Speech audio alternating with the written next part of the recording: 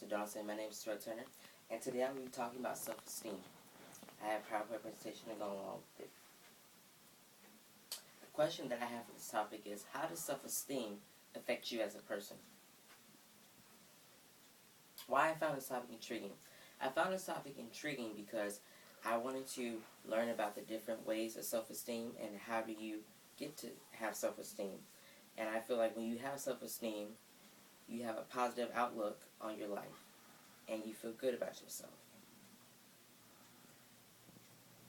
What is self-esteem? Well, basically self-esteem is one's effective evaluation of one's worth and value as a person. Social behavior. How we see ourselves and performance.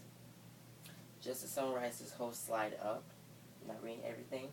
Attaining a positive image of yourself has its advantages, especially behavior issues. If you have high self-esteem, you're happy with yourself. And when you have low self-esteem, you have like depression, and you have negative thoughts, and you have negative emotions, and it just messes with the way that you think. Performance-wise, if you have high self-esteem, you are more likely to achieve your goals or your tasks. You have low self-esteem, you're not able to achieve success. Self-esteem towards youth and confusion. I was reading Probation Report, which is one of my sources for this project, and it was a story about men and kids going to jail. But this sentence really stuck out to me when I was reading it. It was on the first page. And it was saying that among young people, self-esteem has a risk of behavior issues and psychological issues. And I was watching a video on self-esteem, and people confuse self-esteem and self-confidence, it said a lot. Self-confidence is the knowledge that one can succeed at something well, while they describe self-esteem as, one's capacity to like and love yourself.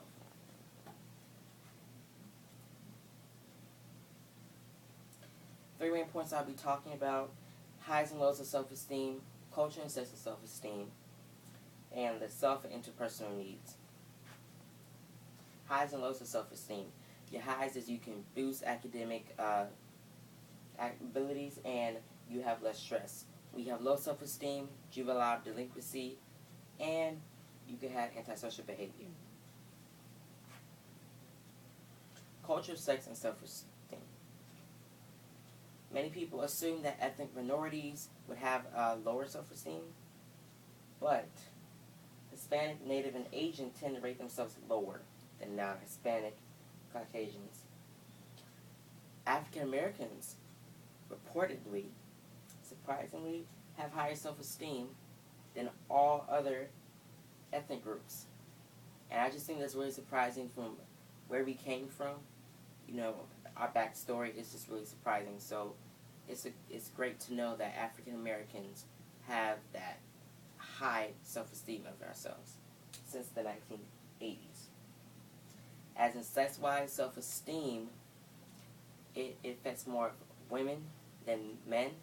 Men really have more racial discrimination. And this is U.S. females and U.S. men.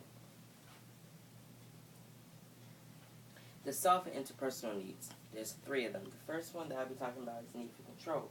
One's need to maintain and influence one in one's relationship. So, for example, when you're in a relationship and you share it with someone else to feel satisfied, and you have to have your say in the decisions that are made.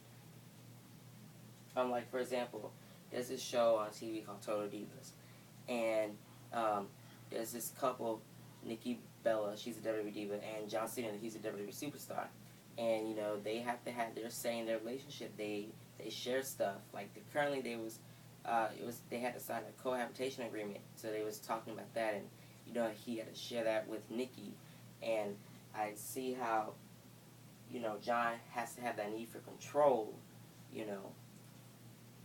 whereas Nikki was surprised about it. He needs that control to know that everything's going to be okay, and so nothing bad will happen between them if they do move in. The need for inclusion. One's need to belong to a social group. Okay, personally, for an example of mine, that's on my PowerPoint. I was in the chorus leadership team my senior year, and I wanted to be included in every single thing that we did, chorus wise. And like for our chorus end of the year banquet, I wanted to be included every step of the way, and I was. So that's what I needed. I need that need for inclusion. That's what I wanted. Need for affection is one's need to give and receive expressions of love. I personally feel that way. As an example, when I go to my church and I do stuff for my church, because I love my church, Carter Tabernacle, I love my church and I love what I do there. I sing sometimes. I help in the AV ministry. Little things like folding informers or helping type up the informer, just little things like that, helping set up for church events. Those little things, and when people say thank you, or little things like, you didn't have to give me a gift card or whatever, give me a hug or something, I feel that need for affection because I feel loved. This quote that I found from one of my sources: proper self-esteem is a state of mind that ought to be those, moreover, who estimate their own worth correctly, do so on the basis of their past deeds, and so what they have done.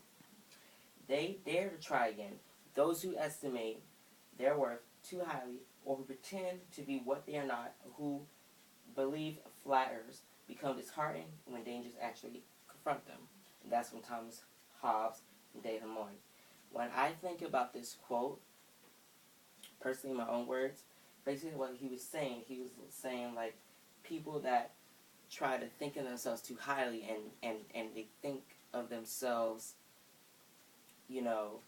over the top, and when they try to be someone they're not, that's not what self-esteem is. Self-esteem is just feeling good about yourself and just having that positive outlook. That's what you want. You want a positive outlook on yourself. So that's what self-esteem is to me. That's what I feel like this quote describes. It's just an estimation of what you want to do correctly, like he said in his quote. So before I get to my summary, I was looking up another video with one of my sources, and it was saying that there's a global self-esteem and a specific self-esteem. Global was good that you think you are as a person, and then specific was good that that's something that you're good at, like reading, like I'm good at singing, good at teaching, like you're a professor, so you're good at teaching, things like that. What did I learn, and what's my summary? So I learned about 3 needs: the need for control, inclusion, and affection. I learned that self-esteem does not rely on what sex you are, whether you're male or female. You're going to have the same thoughts, well, not the same thoughts, but you're going to have the same emotions sometimes, and you're going to have a self-esteem positively, always, to have positive results. Having high self-esteem can help you improve in so many ways. I know that from experience, because when I took my ACT test senior year, I had low self-esteem because I didn't pass it the last time before we had found out if we was graduating or not. So I took it again before the deadline was to find out if we were graduating or not, and I had high self-esteem going to that test, and I passed it. And look at me today. I graduated high school, and now I'm in college, so I'm really happy. Having low self-esteem will only bring you down. It won't help you succeed. And basically, that's what it was. When I didn't have that high self-esteem going to the ACT test my senior year the first time, I bombed it. I didn't do as well. But when I did it that second time, I did amazing, and I was able to graduate. And I just feel so happy about that, like I said. And here are my works cited. I read from the chapter book, Interpersonal Communication, chapter 6. And these are just some sites that I used, throughout my presentation. So I hope you enjoyed my presentation, Professor Daltonson. Have a great night.